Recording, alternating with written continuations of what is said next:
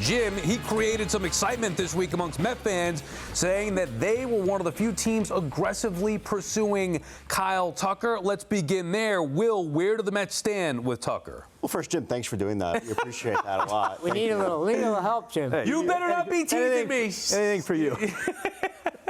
Well, like Jim was saying, the Mets are among the options for Kyle Tucker, and rightfully so. But the way that I view it, there's going to be a couple of reasons why it'll be a little bit hard for them to reel him in. One, we don't know his preferences, right, of whether or not he wants to play in the biggest market. That's always going to be a question for any superstar, let alone Kyle Tucker. And secondly, the way that I look at it is the Mets are probably going to be offering him a short-term contract, right? And it's probably going to be less than 4 years, is the way I understand it right now. And there could be a bigger offer. There should be a bigger offer, at least that's the expectation from the Toronto Blue Jays, which is another potential suitor. And then the Dodgers are always lurking, and they're going to be lurking for somebody like Kyle Tucker, and who knows what they're capable of as far as payroll goes. They've shown no means of an end to what they're willing to spend for a championship. So if you're the Mets, though, this is good, right? This is good news. This is probably music to your ears to hear a name like this, right? Jim got me excited, so yes. It's good. I just have some reservations on how realistic is this going to be to pull this off. I agree. Because of the short-term conversation, listen, the Dodgers, there's been talk about them being short-term too, so it could be a combination of what the Mets and or the Dodgers are offering in the short term versus like what the rumor is with the Jays, their willingness to go longer term. Does he want to go to Toronto? There's all that sort of thing, even though Toronto's a really good team. So I think there's a couple of hurdles there, and we're not sure if there's even anything close. Like we were talking about earlier, it doesn't seem like there's anything that's close. This could continue to drag out the way the rest of the market's been dragging out too. And, if you're the Mets in particular, if it's looking like you don't have a real shot, should you start to pivot in another direction too? Like that, you always go through these things in the middle of the free agency. The bottom line is you want one of these guys, or you really need two guys. You need a pitcher and a position player to improve your team. So do you sit around there waiting for Tucker if it's going to be longer term, if you could maybe make a move somewhere else? It just feels like Stearns is trying to wait this out, which is kind of his MO. It's all about value. He wants the best value, so he's going to wait for the market to continue to drop, prices to come back. But is there a point where that's, that's unrealistic? A guy like, you would think a guy like Tucker is going to get an offer. As you said, Toronto seems really interested, and they're the ones spending big bucks on everybody.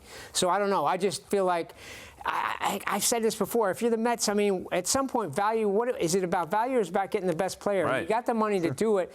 Identify who you want and go out and get him. It feels like we're at that point in the offseason where they should be able to do that. I think we're in a weird spot with the sport. The entire sport, maybe outside of the Dodgers and Blue Jays, it feels like everybody else is about value. Yeah, we like this guy, but at a certain price. Let's just say that the Mets did get Tucker, Jim. Obviously, there are some issues there in the outfield. How would that look with Soto and Tucker? Well, we were talking about this last night on Mets Hot Stove, and there's some feeling that Tucker would have to go to left field.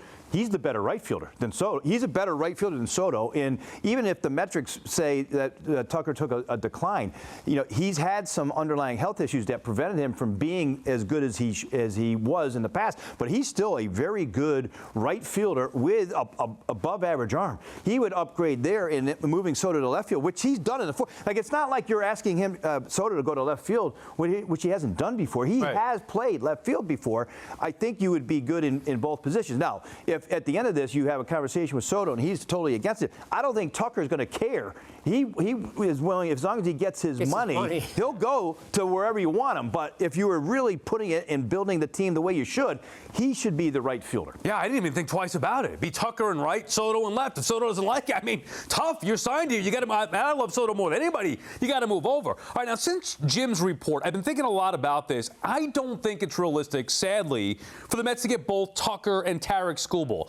And when I think about the cost for Skubal and long-term investments for pitching overall, it's gotten ridiculous. I'd rather invest in Tucker than I would Skubal. Which one would you rather have long-term? That's a great question. Harp, Tucker, or Skubal Well, long term? are you talking about Skubal in a trade or Skubal as a free agent? Well, even if they get him in a trade, they still have to commit to him long term. Right. No. So either way, I would go Skubal. I feel like he's the guy that's going to get you win a championship. You need that kind of guy to win a championship. I would love to, if the Mets have Tucker long term, because I do think he makes a big difference. He's a difference maker, and there aren't many out there right now. But man, Skubal's a guy. I mean, we've seen him in the postseason. He got the Tigers close. I would have to go there. I don't doubt Skubal's ability over the long term, but give me the bat because, one, the Mets have shown, they've demonstrated the ability to develop pitchers so far. They have not done that quite yet with hitters. It's progressing. It's getting better. Not there quite yet. No proof of it yet in the major league level, aside from a little bit of growth from Brett Beatty. I'll give them that, but they need to do a little bit more in the minor leagues for me to be a big believer in it. But I also worry about the injuries with pitchers all the time, every single season. And even so that Tucker had those couple of injuries the last couple of years that we just talked about, 2024, he played like half a season. The guy had a 5 WAR. Like, that's pretty good for half a season. So give me Tucker, give me the bat. I like he's talking like a front office guy. Yeah. I mean, looking at the system, and I think, if you look at it as a perfect fit, because of the lack of depth on the position player side, I always like the guys that play every single day, if he will. And Tucker, I think, he's had a couple blips there medically, but I would take him because of the risk too. The expense of Skubal is going to be probably $400 million on the free agent market.